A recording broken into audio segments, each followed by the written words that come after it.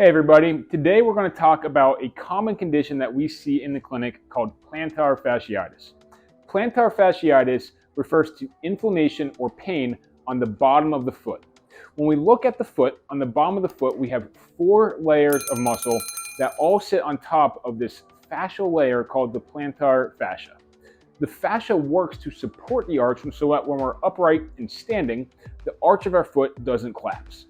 Typically, if those 4 layers of muscle aren't up to the task that we're asking of it, or if the capacity of those 4 layers of muscle is not up to the demand that we're placing on it, the plantar fascia becomes inflamed.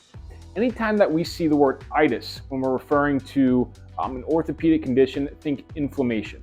So when we think plantar fasciitis, we're thinking inflammation of the plantar fascia. Some of the most common symptoms that we see with plantar fasciitis is sharp heel pain and diffuse pain throughout the entire bottom of the foot. Typically, the pain is going to be worse first thing in the morning or anytime after a long period of inactivity. My patients often talk about those first couple steps when they get out of bed feel very sharp pain. Oftentimes, we also see if you are somebody who works at a desk job or are somebody who drives for long periods of time, the pain is a lot worse those first couple steps after a long period of inactivity. Typically, the pain is going to feel better after we kind of get it moving for a little bit. After a couple minutes of walking, the pain feels a little bit better.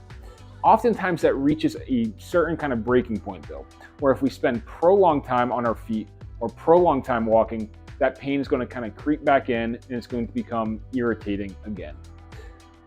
Oftentimes, the pain is specifically right on that heel bone and very much more diffuse through the rest of the foot. So when we talk about treatment methods for plantar fasciitis, exercise is always going to be our first stop in terms of treating the condition. When it comes to exercise, what we can do is we can work to improve the tissue extensibility or the tissue elasticity along the aspect of the plantar fascia. The way that we do that is through calf and foot stretching. Oftentimes we'll use modalities such as the heel rocker to kind of help get in there a little bit deeper. Additionally, we're going to work those 4 layers of muscle on the bottom of the foot. Again, if we're thinking about what causes a plantar fasciitis to start, it's that those 4 layers of muscle, the capacity of those muscles are not the demand that's being put on them. If we can get those muscles stronger, we're going to, in tune, kind of reduce the amount of pressure or reduce the inflammation that the plantar fascia is taking on. So again, we're going to try to stretch out that material, kind of get it a little bit more elastic, and then we're going to work to strengthen the foot. Additionally, we have some modalities that might help kind of improve that tissue extensibility throughout your day. Oftentimes, you're going to see people use a night splint. So a night splint is something that people will use to kind of keep their foot in a neutral position when they sleep so that it doesn't feel quite as tight during those first couple steps the next morning. There's also some soft tissue modalities that we can use to help reduce the sensitivity of the bottom of the foot. One thing that I love to give to my patients is either rolling the bottom of their foot out on a lacrosse ball or a tennis ball, or even freezing a water bottle and rolling the bottom of their foot out on a frozen water bottle to reduce that inflammation. Additionally, if we feel like we're still not quite getting where we need to get with the exercises, with the stretching, with the soft tissue work, there are medication options that might help. So again, this is an inflammatory condition. So those anti-inflammatory medications can really help kind of take the edge off of a plantar fasciitis. If you go to your podiatrist or go to your orthopedic physician, they might prescribe a non-steroidal anti-inflammatory in those kind of mild to moderate cases, or in a more severe case, they might prescribe a steroidal kind of injection into the plantar fascia to reduce that inflammation. So follow along our regimen, see if the exercises and some of the soft tissue work that we give and the tissue extensibility work that we give can kind of help jumpstart your rehab, and then we'll go from there. The Vive Health Calf Stretcher is the perfect piece of equipment to use if you're dealing with persistent plantar fascia pain or persistent calf tightness. You can either purchase the single or the double calf stretcher depending on if your symptoms are unilateral, affecting one lower extremity, or bilateral, affecting both lower extremities. The way that I like to use these is I'll place it on the floor with something to hold on to next to me. So this could be like a kitchen counter or like a wall, or kind of if you have a shelf like this, something to hold on to make sure that balance is not a limiting factor with this exercise. You're gonna step onto the rocker, and I'll kind of tell you a couple of different biases that I like, whether you're dealing with calf pain or if you're dealing with plantar fascia pain. If you're dealing with calf pain, I like to have you use shoes on for the calf rocker. That shoe is going to give you a little bit more of a firm base with the foot, and it's going to push the bias up into the calf. With shoes off, there will be no support kind of through the foot, and we're going to bias the plantar fascia a little bit more. So with the shoe on here, I'm biasing my calf muscle. What you're going to do is you're going to kind of get in a little bit of a staggered stance where the front leg is going to be the leg that is on the rocker. And then you're going to just slowly sit back, making sure you're keeping your knee mostly straight. You're going to find somewhere between a 4 and a 6 out of 10 intensity stretch, and sustain that hold for a full 30 seconds to make sure that we're getting that prolonged tissue stretch. We're going to sustain that hold for about a 30 count, and then we're going to kind of rock out of it, maybe about 5-10 seconds off, and then back on. I usually recommend somewhere between 2 and 3 rounds of a 30-second hold in that 4 to 6 out of 10 intensity. Again, if we're dealing with more foot pain or more plantar fascia pain, I'd say pop your shoe off. Let's try it without the shoe on.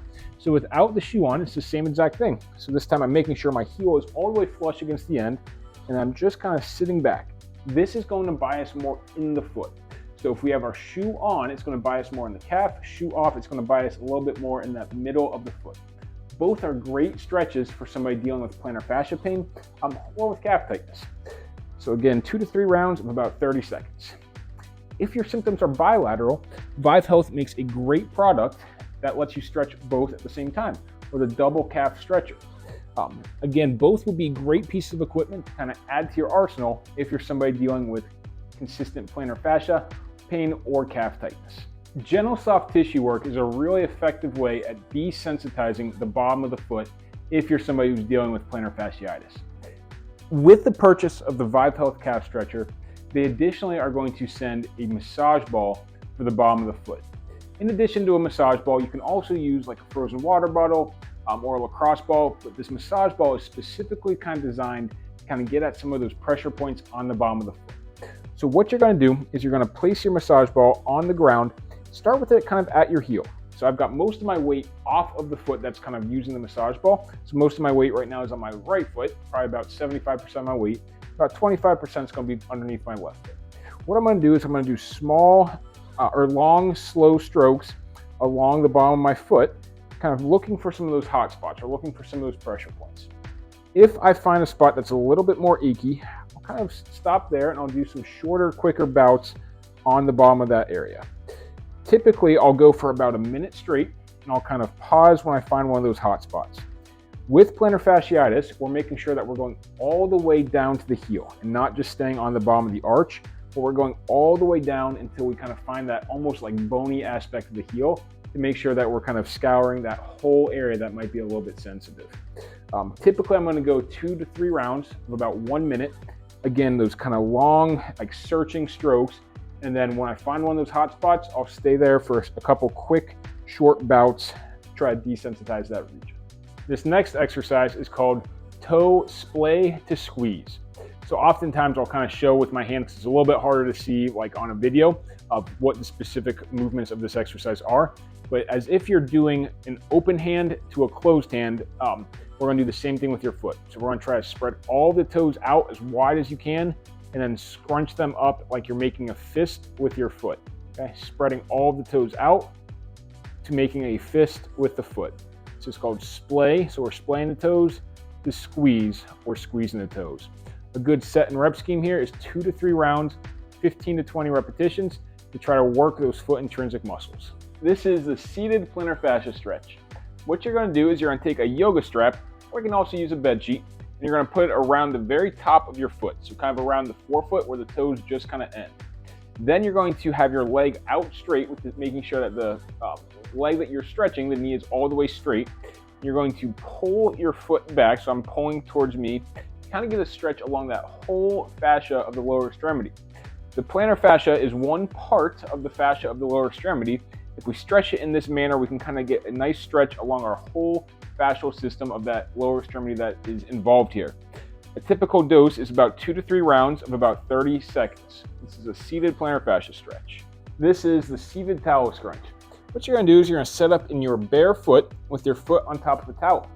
Then you're going to kind of sequentially pull the towel towards you in a scrunching motion as if you're trying to ball that towel up with your foot. You're going to try to just work your way to the end of the towel by kind of squeezing your toes and making a pulling motion with your foot. So squeeze the toes and make a pulling motion with the foot. Depending on the surface that you're on, it might be easier or harder to kind of get the towel going. It might be easier if you kind of give yourself a little bit of like a lip by taking the towel and kind of doing a slight pinch to kind of get yourself started. So if you need to kind of take that help to kind of get yourself started, that's a nice way to kind of get the exercise going. A good dosage for this is kind of 30 to 45 seconds of working time, 2 to 3 rounds through to get a nice burn on the bottom of the foot.